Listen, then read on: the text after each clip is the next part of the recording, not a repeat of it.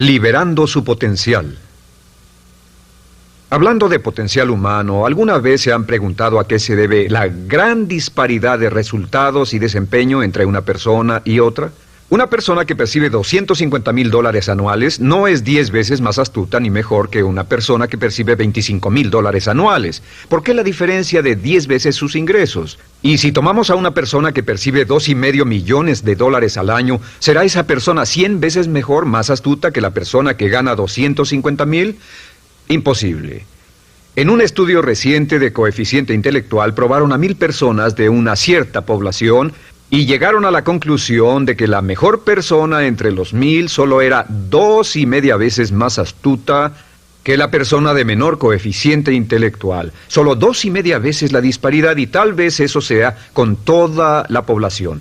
¿A qué supone que se debe la diferencia? Al hablar de potencial humano, llegamos a una fórmula que deduje hace algunos años. Tal vez eso lo explique un poco. La fórmula comienza con lo que llamamos AI. O sea, atributos innatos, las cualidades, la inteligencia, la habilidad, el temperamento, cosas con las que se nace que no pueden cambiarse mucho.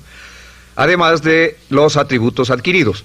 Estos atributos son muy importantes, son su educación, su capacitación, sus capacidades, su experiencia, conocimiento, sabiduría, etc., multiplicado por A, que es su actitud, es igual al potencial humano individual o al desempeño humano individual o resultados individuales humanos. Ahora, de estos tres, los atributos innatos se traen desde el nacimiento.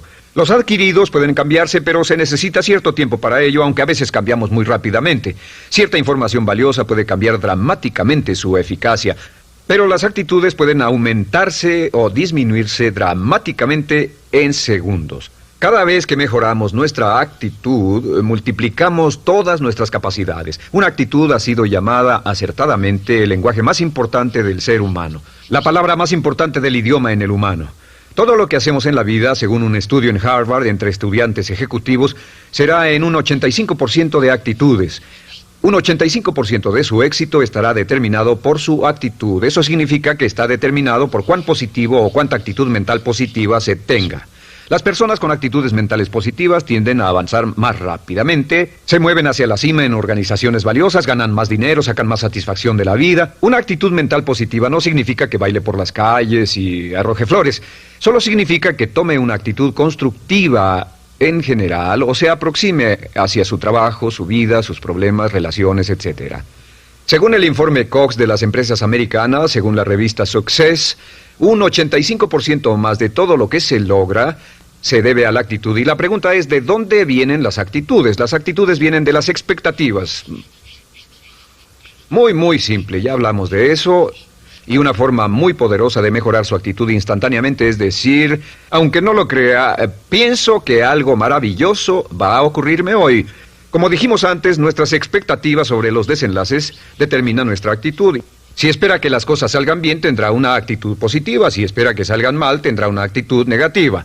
Y lo maravilloso es que podemos fabricar nuestras expectativas. Podemos esperar lo que deseamos. Podemos esperar cosas buenas, cosas malas, y no nos decepcionaremos. ¿De dónde surgen nuestras expectativas? Nuestras expectativas surgen de nuestras creencias y de nuestros valores.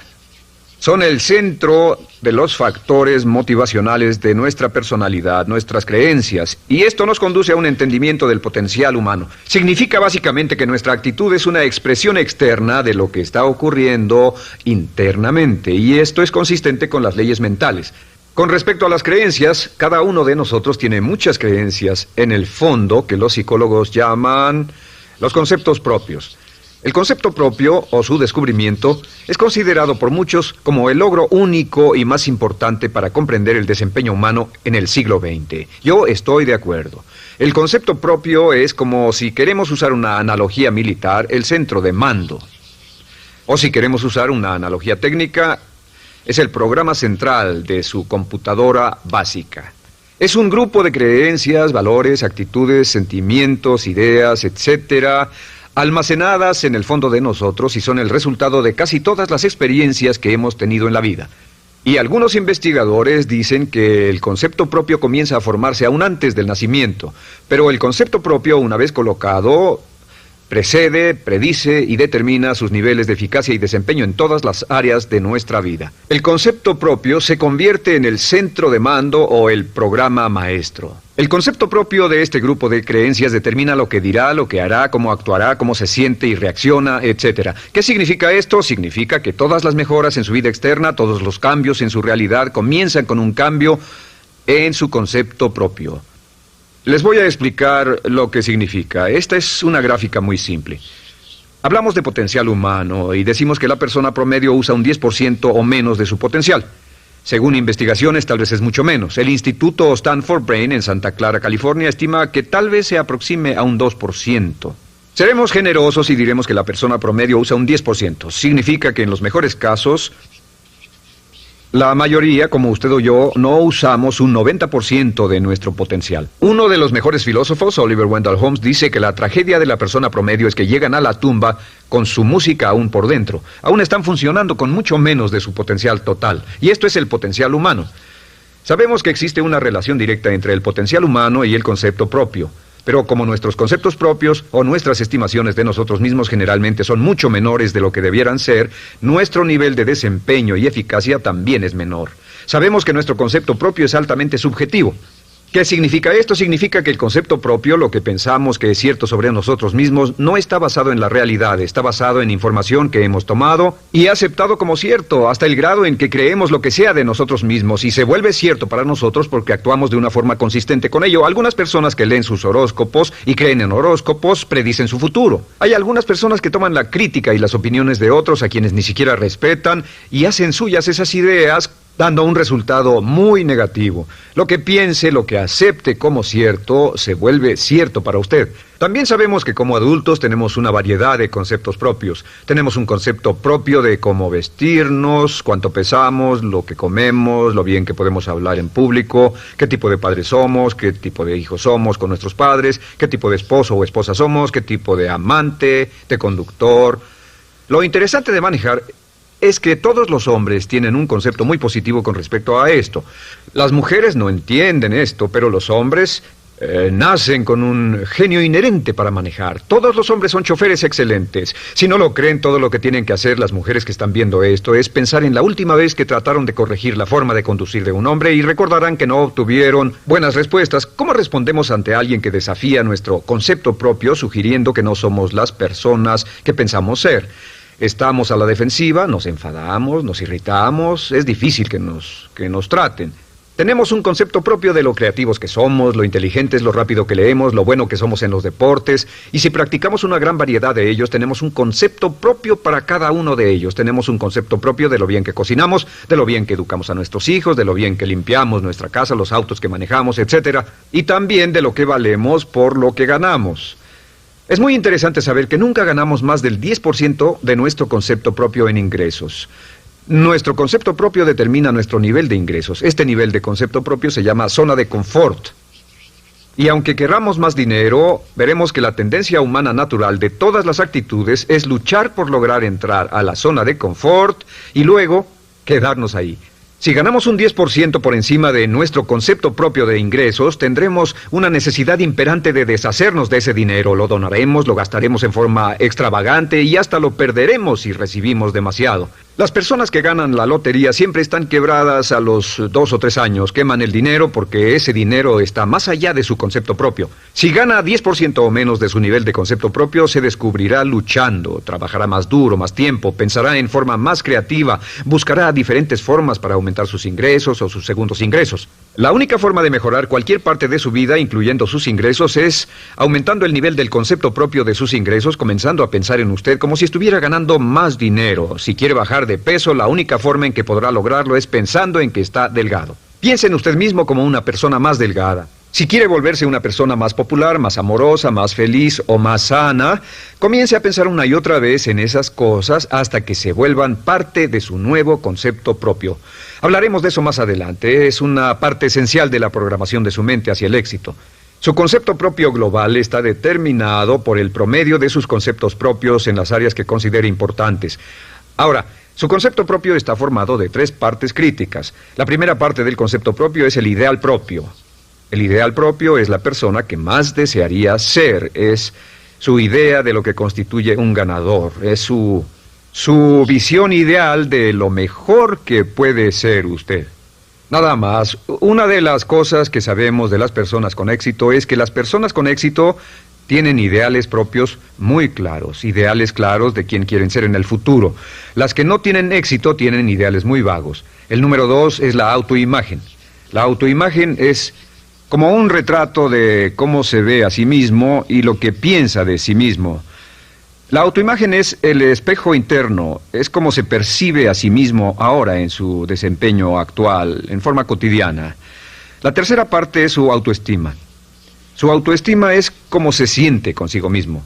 Cómo se siente consigo mismo es la fuerza motriz, el motor, la fuerza poderosa dentro de su subconsciente. Es la fuerza de energía dentro de su concepto propio y determina casi todo lo que le pasa. La mejor definición de autoestima es cuánto se agrada a sí mismo.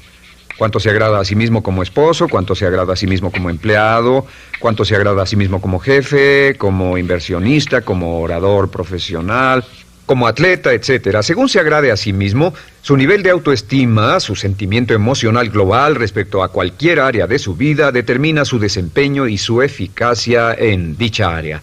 Lo sorprendente es que se convierte en lo que piensa, su concepto propio es maleable, su autoestima puede formarse repitiendo una y otra vez, me agrada mi persona, me agrada mi persona, me agrada mi persona.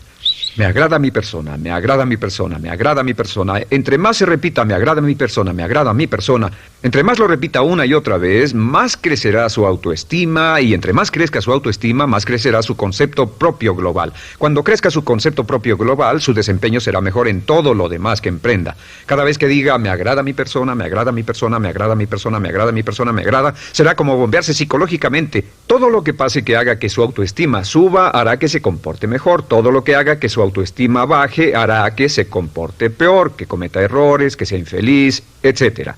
Un punto crítico de agradarse a sí mismo, sobre autoestima y agradarse a sí mismo, es que, número 1, nunca puede querer a nadie más de lo que se quiere a sí mismo. Que su nivel de autoestima es determinante de la calidad de relaciones que tenga con los demás. Y número 2, es que nunca puede esperar que nadie más lo quiera o respete más de lo que se respeta a sí mismo. Cuanto se agrade o se respete a sí mismo, determina sus actitudes hacia usted. Todas las escuelas de psicología actualmente están de acuerdo en el hecho de que depende de lo que usted realmente se quiera y se respete a sí mismo como un ser humano valioso e importante, tiene efecto sobre todo lo que le pase. Cuánto se agrade a sí mismo, y lo que puede hacer es mejorar su autoestima diciendo me agrada mi persona, me agrada mi persona, me agrada mi persona, me agrada mi persona. Y esto nos lleva a la pregunta, ¿de dónde viene el concepto de autoestima?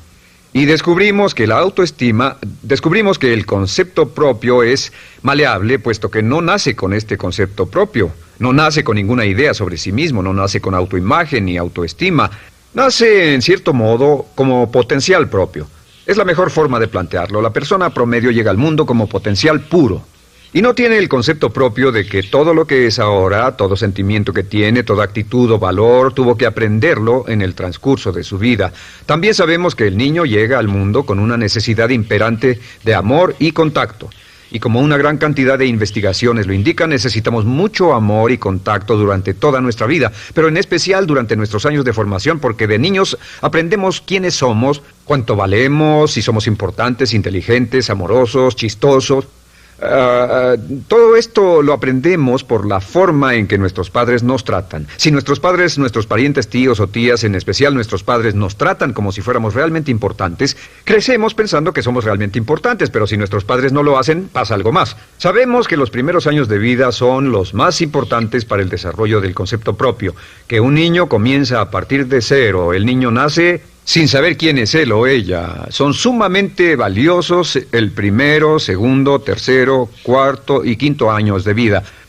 Algunos psicólogos pensaban que eran los 5 primeros años, pero ahora dicen que son los 3 primeros años. En sus 3 primeros años de vida el niño aprende quién es y dicen que si se les da suficiente cantidad y buena calidad de amor en los 3 a 5 primeros años, los prepara usted de por vida. Los coloca en una base sólida de autoestima y confianza en sí mismos, valor e importancia realmente. Existe una relación directa entre la calidad y la cantidad de amor y el desarrollo de una personalidad sana.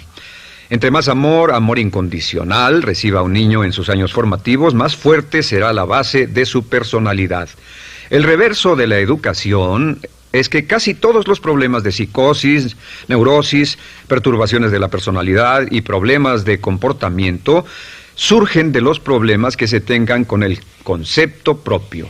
Ahora observemos a los adultos. Aquí está nuestra personalidad adulta. Si nos observamos, podemos llegar a reparar nuestras bases, por así decirlo, repitiéndonos una y otra vez: me agrada mi persona, me agrada mi persona, me agrada mi persona, y llevamos ese concreto reparador hacia la base de nuestra personalidad. Los niños necesitan el amor como las rosas necesitan la lluvia. Los niños que carecen de amor a menudo mueren por escasez de amor. Es una enfermedad llamada marisma. Ahora, ¿qué más sabemos sobre los niños? Sabemos que los niños llegan al mundo con dos atributos notables. El primero es que no sienten temor. Los niños nacen sin temores. No temen a nada excepto a caerse y a los ruidos fuertes. Y esto se expresa en sus actitudes: yo puedo. Los niños llegan al mundo pensando que pueden hacer cualquier cosa, y quien haya criado a un niño hasta la edad de 3, 4 o 5 años sabe que debe pasar esos primeros años evitando que se maten, porque son como pilotos japoneses, porque no le tienen miedo a nada. Su segundo atributo es que llegan al mundo totalmente espontáneos. Dicen lo que quieren, hacen lo que quieren, son totalmente desinhibidos. Totalmente. Ellos no temen hacer nada de lo que desean, y esto se expresa en su actitud: no quiero. No tengo que hacerlo. Si ha tratado de controlar a un niño, lo habrá visto. Lo primero que dicen cuando comienza a darle órdenes, lo primero que aprenden es: no tengo que hacerlo. Claro, a veces cambiamos sus mentes de una u otra forma, pero estos son los dos atributos con los que los niños llegan al mundo. Llegan al mundo sin temores y desinhibidos. ¿Qué significa esto? Significa que nuestro derecho innato natural es no ser temerosos y ser desinhibidos. Y solo cuando podemos crear la misma situación en nuestra vida adulta, cuando no tememos y somos desinhibidos, nos sentimos a gusto con nosotros mismos. Las mejores organizaciones, las mejores compañías son las que crean un ambiente donde nos sentimos sin temores y sin reservas para ser nosotros mismos y para hacer lo mejor de nosotros. Al crecer descubrimos que los niños aprenden de dos maneras. La primera es por imitación. Imitan a uno o a ambos padres, en especial al padre dominante. Algunas veces el padre dominante cambiará cuando crezca el niño, y a veces los niños imitan al padre, a veces a la madre, pero aprenden por imitación. Muchas características y hábitos que tenemos como adultos los aprendimos de nuestros padres. ¿Alguna vez ha tenido la ocasión de gritarle o reñirle a uno de sus hijos? Verá que le dice las mismas cosas que le dijo su padre a usted cuando era niño. Así que imitamos. A veces imitamos su caminar, a veces su forma de hablar, a veces imitamos sus valores, sus creencias, etc. Aunque esos valores y esas creencias no tengan ningún valor. ¿Por qué? Porque nuestros padres eran así cuando nosotros éramos niños. La segunda forma en que aprendemos es pasando de la incomodidad, lo que no se siente bien, hacia la comodidad. Freud llamó a esto el principio del placer. O sea que nos movemos hacia aquello que nos hace sentir cómodos, lo que nos da placer, lo que nos hace sentir bien con nosotros. Nos movemos de la incomodidad hacia la comodidad. Así es como aprendemos a no mojar el pañal, por ejemplo. Sabemos que no es agradable caminar con popó o pipí en nuestros pañales. Vemos lo que hacen nuestros padres, vemos lo que nuestros parientes hacen y decimos: estas personas no hacen lo que yo. Así aprendemos a caminar y lo demás. Así que de la incomodidad hacia la comodidad. Durante toda nuestra vida, por cierto, así es como aprendemos. Imitamos leyendo lo que otras personas hacen, estudiando libros y en el trabajo, imitamos cuando vamos a la escuela, y hacemos lo que nos da resultados positivos, lo que nos da refuerzos positivos, y hacemos cada vez menos las cosas que nos causan incomodidad o dolor. Ahora, muy temprano en la vida, como equivocación o como resultado de una equivocación que los padres cometen en la crianza, los niños comienzan a aprender hábitos y patrones negativos. Los patrones y hábitos negativos tienen sus raíces principalmente en la crítica destructiva. La crítica destructiva comienza muy temprano en la vida, a veces en los primeros meses. Y la crítica destructiva la usan los padres para dirigir y controlar a sus hijos. Desafortunadamente, tiene un efecto muy peligroso y dañino sobre nosotros, ya que la crítica destructiva tiende a minar la integridad de la personalidad del niño. Muchos de nosotros, incluyéndome a mí y a muchos de ustedes, nos hemos visto minados y heridos por la crítica destructiva más que todas las guerras en la historia. Ahora, como resultado de la crítica destructiva, comenzamos a desarrollar hábitos y patrones negativos. Los patrones de hábitos negativos son respuestas condicionadas hacia los estímulos. Los patrones de hábitos negativos se desarrollan en los inicios de la vida. Se desarrollan como resultado de una repetición del temor y el dolor una y otra vez. Se desarrollan como resultado de la crítica destructiva, el castigo físico, etc. En los inicios de la vida comenzamos a desarrollar dos manifestaciones que nos persiguen durante toda nuestra vida y más que ninguna otra cosa inhiben nuestro potencial. La primera es la llamada patrón de hábito negativo inhibido. El patrón de hábito negativo inhibido se aprende cuando al niño le dicen una y otra vez no. Aléjate de ahí, no toques eso, y se le castiga. Cuando el niño intenta algo nuevo, o se involucra con algo, o huele algo, o derrama algo, o rompe algo accidentalmente, el padre estalla y se enfada mucho. Como ven, el niño está impulsado por la curiosidad insaciable de explorar su mundo. Y lo que pasa es que cuando lo explora o se interesa y echa a perder algo, si el padre reacciona golpeando al niño, el niño comienza a pensar cada vez que intento algo nuevo, cada vez que intento algo diferente, cada vez que voy más allá de mis límites, cada vez que me salgo de mi zona de comodidad, cada vez que no juego sanamente, me golpean, me castigan, me lastiman, me envían a mi alcoba y me siento mal. Y muy pronto el niño desarrolla el sentimiento de no puedo, no puedo. No puedo. Cada vez que trato algo diferente, me castigan. No puedo, no puedo, no puedo.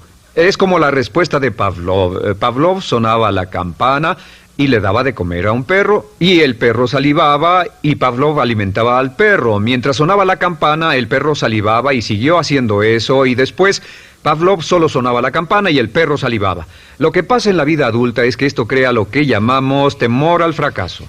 El temor al fracaso es una respuesta condicionada a un proceso de crítica destructiva que ocurre en los primeros 5 o 6 años de la vida. El temor al fracaso automáticamente nos activa, nos sentimos ansiosos, tensos, intranquilos, sentimos presiones y estrés en nuestro plexo solar, sentimos ganas de retirarnos del evento, y el temor al fracaso es la razón principal por los fracasos en la vida adulta. Es la razón principal por la que evitamos cumplir plenamente nuestro potencial. De hecho, todos los patrones de hábitos negativos se experimentan en el cuerpo físico. Puedes saber cuál es un patrón de hábito negativo porque se siente en el cuerpo físico, precisamente. El patrón de hábito negativo inhibido, el temor al fracaso, el no puedo, ocurre primero que todo en el plexo solar. ¿Ha tenido la ocasión donde debe hablar frente a un grupo, debe ir a una revisión de su desempeño, o debe hacer una llamada determinante? Primero su plexo solar se aprieta. Si el temor continúa, su respiración se acelera. Su corazón comienza a latir apresuradamente, su frecuencia respiratoria aumenta y le duele la cabeza como migraña en la parte frontal, su garganta se le cierra y no puede hablar y se le seca la boca por completo, y como se pone tan tenso y asustado, va corriendo al baño. Estas son todas las manifestaciones. No hay peligro físico, pero sí peligro psicológico, una respuesta condicionada. Cuando sentimos estas cosas, la tendencia es retirarse de la situación que las ocasiona, y es la razón por la que no logramos mucho si retrocedemos. Es muy importante. El segundo patrón de hábitos negativos es el compulsivo. El patrón de hábito negativo compulsivo se aprende cuando a los niños se les dice una y otra vez: más vale que lo hagas. Si no lo haces, tendrás problemas o me las pagarás. A los niños se les convierte en recipientes del amor condicionado. Los padres no intentan hacer esto, pero lo que hacen es sugerirle al niño: no te amo, por lo tanto no estás a salvo, a menos y hasta que hagas lo que yo quiero. El niño crece sintiendo: tengo que hacer lo que quiera mi mamá. Debo complacerla, debo complacer a papá, debo complacer a los demás, debo complacer a mis parientes, y a veces debo complacer a mis semejantes, debo complacer a mis maestros, debo complacer a todo el mundo, y crecen con esto: debo. No puedo hacer lo que quiero hacer, debo hacer lo que complace a las demás personas. Este patrón de hábito negativo muy temprano en la vida se traduce en el temor al rechazo. El temor al rechazo lo experimentan los hombres como adultos como un comportamiento tipo A. Hablaremos del comportamiento tipo A posteriormente. El comportamiento tipo A es una necesidad compulsiva o excesivamente compulsiva de complacer de algún modo a alguien sin normas de comportamiento, prácticamente sin pensarlo. El temor al rechazo nos impulsa, nos hace muy sensibles a las necesidades de los demás. Hacemos cosas que otras personas quieren, no hacemos lo que nosotros queremos. Siempre estamos tratando de complacer a los demás. Tenemos preocupaciones o nos importan las opiniones, sentimientos y actitudes de otros hasta el punto donde ocultamos nuestras necesidades. El temor al rechazo se siente en la columna del cuerpo.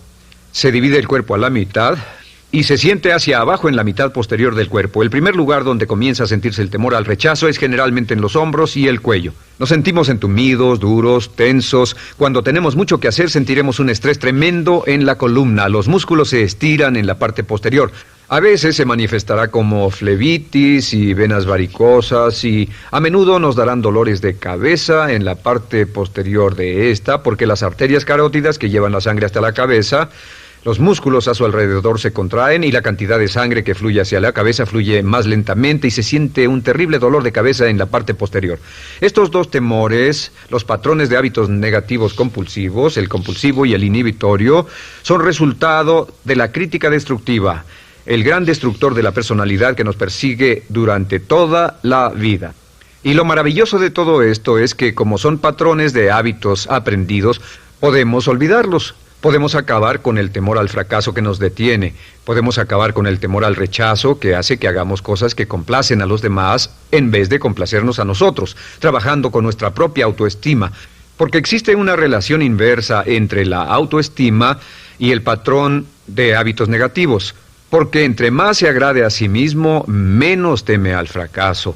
Entre más se agrade a sí mismo, menos teme al rechazo. Entre más se agrade a sí mismo, menos temerá a cualquier cosa. Y si sigue repitiendo, me agrada mi persona, me agrada mi persona, me agrada mi persona una y otra vez, si sigue diciendo esto, con el tiempo su autoestima sube más y más y más y más y sus temores desde luego bajan.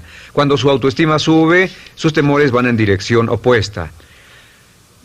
Ahora, ¿cómo enfrentar la crítica destructiva si debe criticar a otras personas?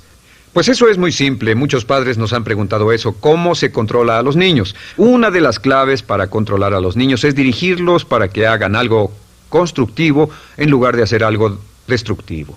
Otra cosa que debe recordarse es que lo que quiere hacer es que quiere dar una crítica informativa, crítica constructiva, lo que significa que se les dice a los niños lo que pueden hacer o a los adultos lo que pueden hacer mejor. Todo el propósito de dar retroalimentación de cualquier tipo es mejorar el desempeño. Si es padre o si es jefe o si es una persona en una relación, si una persona está haciendo algo malo o inadecuado, todo el propósito de darles cualquier tipo de retroalimentación es para que puedan hacerlo mejor. Sin embargo, existe una relación directa entre la autoestima y la crítica destructiva. Cada vez que se critica a una persona, su autoestima baja.